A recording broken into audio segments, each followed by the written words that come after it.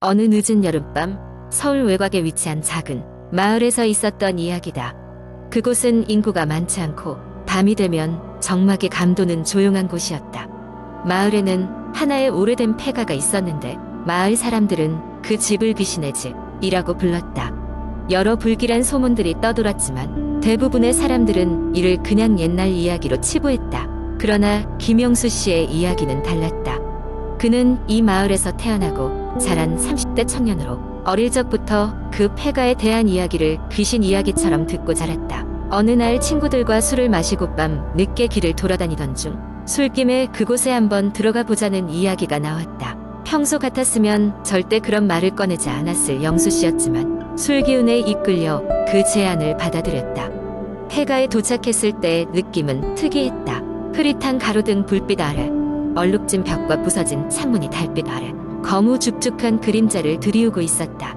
문은 낮고 삐걱거렸으며 안에서 싸늘한 바람이 스며나왔다. 그 집에 들어가기로 결심했을 때 친구들이 먼저 담장을 넘었다.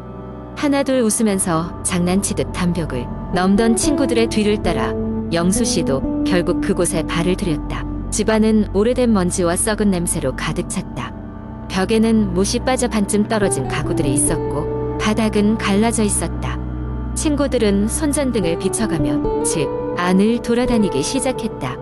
그들은 거실을 지나 부엌과 다락방을 둘러보았다. 특히 마을 할머니들이 항상 다락방에는 못 들어가게 하라고 주의를 줬던 그곳을 발견했을 때 소름 끼치는 기분은 잊을 수 없었다.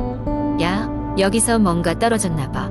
한 친구가 중얼거리며 다락방 구석을 가리켰다. 그곳에는 누군가의 오래된 사진과 낡은 인형들이 널브러져 있었다. 사진 속 사람들은 분명히 이 집에 살았던 가족처럼 보였지만 묘하게도 얼굴이 사진에서 지워진 듯 희미했다. 그 순간 영수 씨는 등 뒤에서 스산한 기운을 느꼈다. 갑자기 집안의 공기가 보다 차갑게 변하더니 문득 누군가의 낮은 속삭임이 들려왔다. 그것은 이 집에서 나가라는 경고의 목소리처럼 느껴졌다. 모두들 순간적으로 얼어붙었다. 여기가 그렇게 허무맹랑한 소문이 있을 만한 곳이 아니야 라고 생각하던 찰나 큰 소리로 부서진 유리창 너머로 무언가 날카로운 소리가 들렸다. 영수 씨와 친구들은 겁에 질려 한껏 몸을 웅크렸다. 아무도 말을 하지 못한 채 그들은 그 자리에서 탈출하기로 마음먹었다. 여기서 나가자. 영수 씨가 재촉하며 문을 향해 달려갔다. 하지만 이상하게도 출입문은 굳게 닫혀 열리지 않았다. 친구들이 다급하게 문을 밀어보았지만 아무런 소용이 없었다. 그때 집 전체가 귓바퀴에 땀을 흐르게 하는 비명소리로 가득 찼다. 그것은 분명 인간의 목소리가 아니었다. 어디선가 기괴한 웃음소리도 들려왔다. 한순간 다락방에서 들려오는 발소리가 그들의 귓전을 울렸다. 그것은 마치 누군가가 빠르게 내려오는 듯한 소리였다. 다급하게 뒤로 돌았을 때 영수 씨는 바닥에 희미한 그림자가 나타나고 그 그림자가 점점 뚜렷해지는 것을 보고 기절할 뻔했다. 눈을 감고 숨을 멈췄다. 다행히 그 순간 유리창 너머의 바람이 거세게 불어닥쳐 집안에 문을 터뜨리듯 열어젖혔다. 영수 씨와 친구들은 잽싸게 밖으로 뛰쳐나갔다. 한참을 달리고 나서야 그들은 제정신을 찾고 숨을 골랐다. 그 집을 뒤로 하고 멀어질수록 길고 긴 어둠의 소리는 그들 머리에서 멀어져 갔다.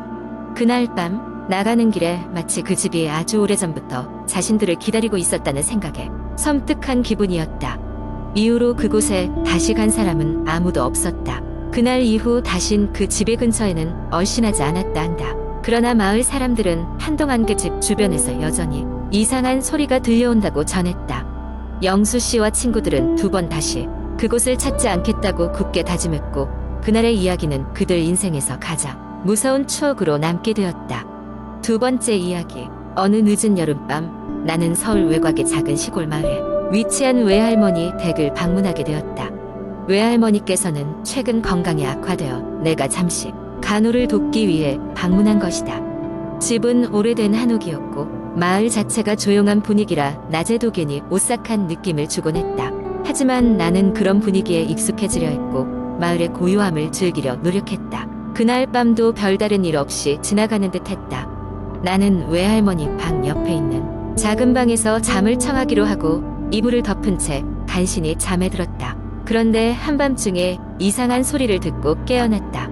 어두운 방 안에는 아무도 없었지만 마치 누군가 집안에서 발걸음을 옮기는 듯한 소리가 계속해서 들렸다. 발소리는 천천히 그리고 규칙적으로 다가오는 듯했다. 처음에는 할머니가 화장실에 가시는 것이라고 생각했다. 하지만 소리는 내 방 문 앞에서 멈추지 않았고 마치 나를 지나쳐 더 깊은 곳으로 사라지는 것 같았다. 나는 이불을 머리까지 덮고 겁에 질려 소리가 사라지기만을 기다렸다. 곧 소리는 잦아들었고 나는 이것이 낡은 집 특유의 소음일 것이라며 스스로를 한심시키고 다시 잠을 청했다. 다음 날 아침 나는 외할머니께 어젯밤의 일을 말씀드렸다. 예상 밖으로 외할머니는 놀라지도 않고 아주 차분하게 말했다. 아, 너도 그 친구를 보았구나? 예전부터 여기 살았던 친구야. 해를 끼치지 않으니 신경 쓰지 말거라. 외할머니는 마치 오랜 친구를 이야기하듯 자연스럽게 말씀하셨다. 나는 뭔가 이상하다는 느낌을 버릴 수 없었다. 그리고 마을 어르신들께 다른 이야기를 듣기 위해 산책을 나섰다. 어르신들은 오래된 이야기 하나를 들려주셨다. 이 마을에는 수백 년 전부터 구름 귀신이라는 영혼이 산다는 전설이 있었다. 구름 귀신은 누구에게도 해를 끼치지 않지만 자신의 존재를 알리기 위해 밤마다 낡은 집을 돌아다닌다고 했다.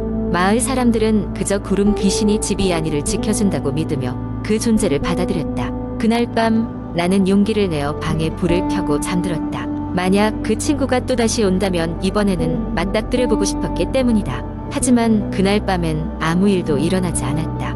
이후로 얼마 동안 나는 외할머니를 돌보며 그 집에 머물렀지만 구름 귀신을 느끼는 것은 오직 한 번뿐이었다. 결국 나는 서울로 돌아갔고 모든 건 희미한 기억 속으로 사라졌다. 몇 년 뒤 외할머니는 평온히 세상을 떠나셨고 그 집은 마을에서 지정한 문화재가 되어 여전히 그 자리에 남아있다. 그리운 마음에 가끔씩 찾아가게 되는 외할머니의 집. 그곳에 들어서면 아직도 구름 귀신이 마을을 지키고 있을 것 같은 기분이 든다. 그 고요한 발걸음 소리가 여전히 누구에게도 해를 끼치지 않고 조용히 집안을 맴돌고 있을 것처럼 마을 사람들은 이제 그저 웃으며 말하곤 한다. 구름 귀신이 또 왔구먼.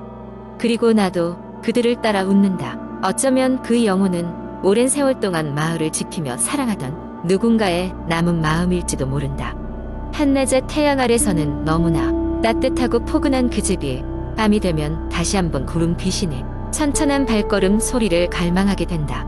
세 번째 이야기. 어느 여름밤 무더위가 한창이던 8월 대학생인 지원은 학교 근처 기숙사로 돌아오고 있었다. 기말고사를 준비하느라 도서관에서 늦게까지 공부하던 차에 그녀는 마지막 버스를 타고 기숙사로 향했다.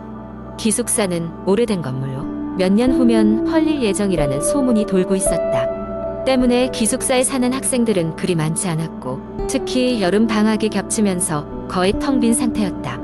지원은 기숙사에 도착하자마자 느낄 수 있었다. 싸늘한 공기와 흐릿하게 깜빡이는 복도의 조명들은 그녀의 불안을 부추겼다.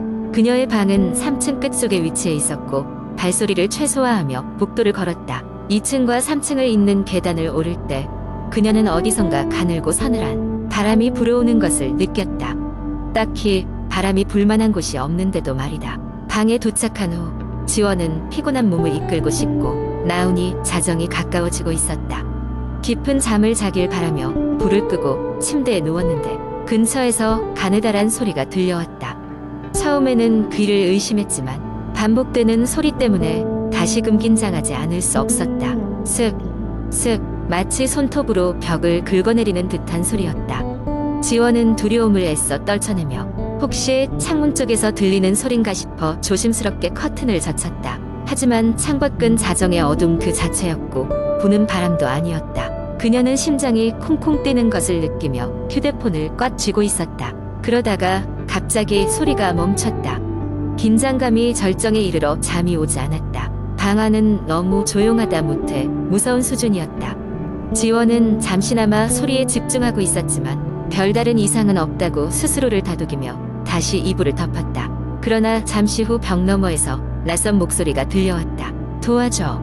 지원은 놀라 침대에서 벌떡 일어났다. 틀림없이 여자의 목소리였다. 그녀는 방 안을 둘러보았지만 그 목소리는 더 이상 들리지 않았다. 완전히 녹초가 되어버린 지원은 새벽녘이 되어서야 겨우 짧은 잠에 빠졌다. 아침이 되어 지원은 기숙사 관리인에게 어젯밤의 이야기를 전했다. 관리인의 얼굴이 순간 굳어지더니 말을 아끼려는 듯한 표정을 지었다. 결국 관리인은 지원에게 년 전 이 기숙사에서 있었던 사건을 조심스럽게 털어놓았다. 한 여학생이 자신의 방에서의 문사한 사건이었다고 했다.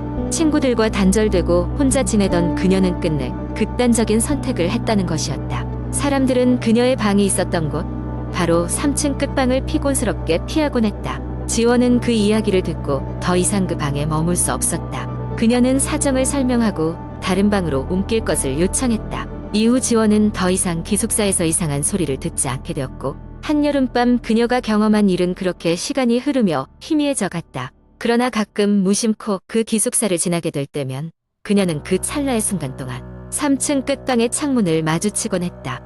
그때마다 등골이 오싹해지며 자신도 모르게 한 걸음 물러서곤 했다. 잊히지 않는 그 공포의 기억이 예기치 않은 순간마다 되살아나곤 했다. 이처럼 기묘한 기숙사 이야기는 읽는 이로 하여금 자신이 직접 경험한 것처럼 느끼게 만들어주는 서늘한 감각이 매력적인 공포썰로 자리 잡게 되었다.